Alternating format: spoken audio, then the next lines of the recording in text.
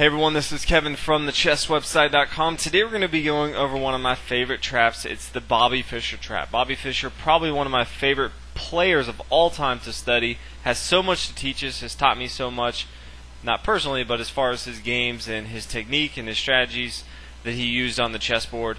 Has really made me the chess player that I am today, so hopefully you guys enjoy this trap as much as I do. Starts out with pawn to e4. Yes, Bobby Fischer was not opposed to opening the game up. Nowadays, you typically just see pawn to d4. Players are a little more boring these days, in my opinion. Back in the day, Bobby Fischer didn't mind mixing it up. But pawn to e4, and then black played pawn to c5. Obviously, this is the Sicilian defense, probably one of the best scoring defenses that black can play here. White's going to continue with knight to f3. Simple development move, trying to control the center with his minor pieces. Typically, you want to bring your knights out before bishops. Obviously, that's exactly what Bobby Fischer does. Then black's going to play knight to c6. Again, simple development move. At the same time, this is the accelerated dragon. For anyone that's too familiar with all the different variations of the Sicilian, this is getting ready for the accelerated dragon. From here, Bobby Fischer plays d4. Typical, both the pawns are going to exchange off the board, and the knight captures on d4. Now from here, black continues with the accelerated dragon, and the pawn's going to come to g6. In the typical dragon, the pawn first comes to d6, and then later on it comes to d5. But in the accelerated dragon, the pawn first comes to g6, the bishop is fianchettoed on the king side, and then later on black will look to thrust forward with a pawn to d5, trying to save himself that extra move. So if anyone's sitting there not too familiar with the accelerated dragon, that's kind of the quick version of how it differs from the regular dragon in the Sicilian defense. But from here, white's going to play knight to c3. Again, simple development move, trying to control the center of the board. And black's going to play bishop to g7. Again, fianchettoing his bishop, getting ready to develop his other minor pieces, and get his king to safety. Play continues with bishop to e3. Again, simple development move from white here, getting his minor pieces involved into the game. Both the knights are out, so the bishops can start to come out as well. Now the knight's going to come out to f6 for black. Again, simple development move, at the same time getting ready to castle on the king side. From white, the bishop's now going to come to c4. Again, the light square bishop is a little bit more powerful at the beginning of the game because it can attack this f7 square, which is a huge weakness for black early on into the game. From here, black's going to castle on the king side. Again, king side safety is a huge factor early on into the game. And then Bobby Fischer plays bishop to b3. Now, if anyone's really studied Bobby Fischer a lot, Bobby Fischer absolutely loves this move. He really loves to bring his bishop to the b3 square and just eye down on this f7 square the entire game and just put tons and tons of pressure on his opponents. Personally, I've started to try to do this more and more and just find that it's really hard for your opponent. Anytime you can have more than one weakness for your opponent, it's really hard for them to kind of play against all those. And so Bobby Fischer just likes to hang out with his bishop on b3 and just completely eye down on this f7 square the entire game. So that's kind of what he does. This is a typical move. Nothing crazy, out of the ordinary, but at the same time, this sets up a trap. And the trap is simple. It's basically luring the knight on c6 to come to c5. And you'll see this a lot of times, especially the higher up you play, since most players do favor bishops, especially in this game. It is an open game right now.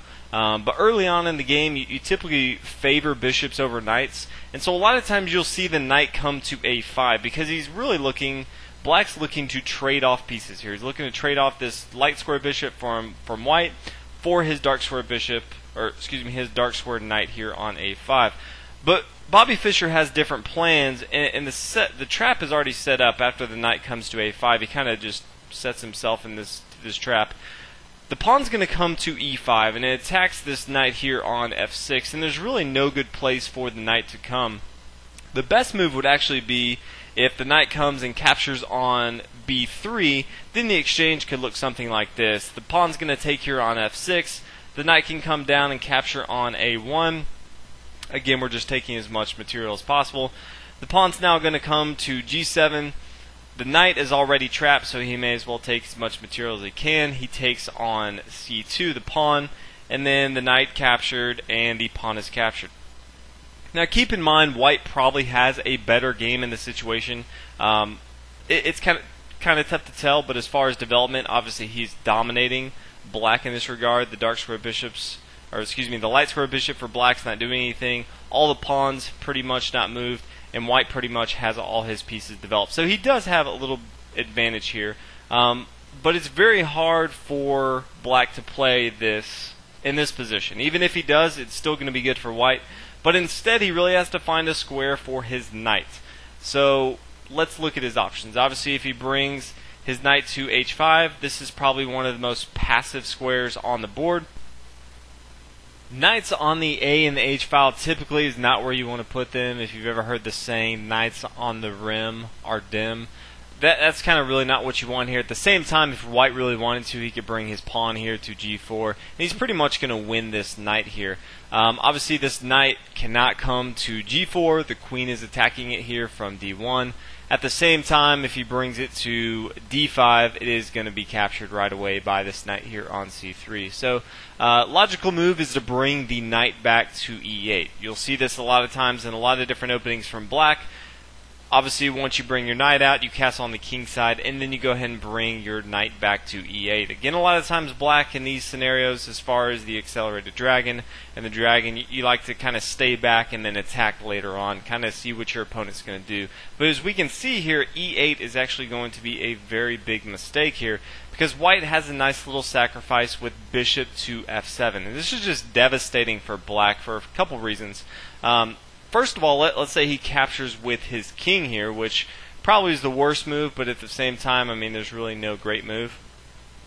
From here, white can play knight to e6, and this is a devastating move because this queen here on d8 is going to be captured. Obviously, we can already see now why this trap is so good. At the same time, not only is this queen going to be captured, but this king is no longer defended. He no longer has this pawn here on f7.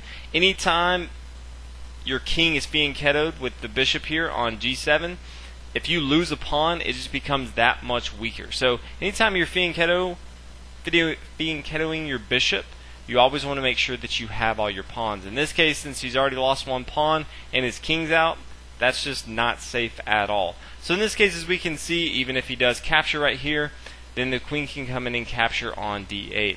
Now also keep in mind, he could capture with his rook, which is probably the best move if he does have an option here, because again, he doesn't really want to expose his king if he doesn't have to right away.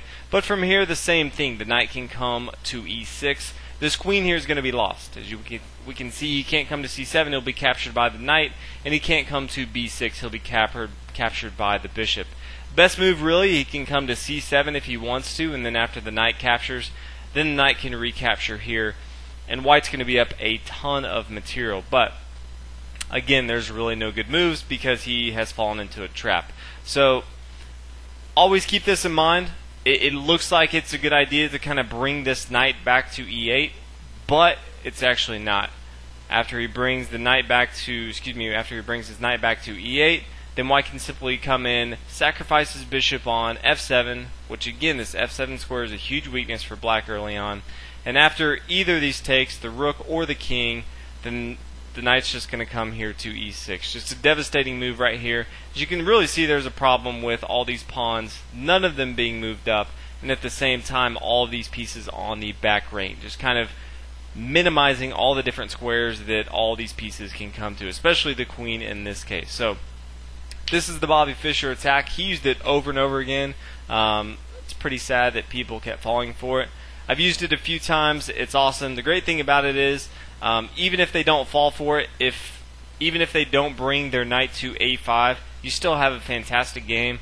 Anytime you can set your opening up, your board up like Bobby Fischer does, you're pretty much going to give yourself a good opportunity to win the game. So hopefully you guys enjoyed this video. If you have any questions, feel free to leave a comment, and I will see you guys in the next video. Thanks for watching.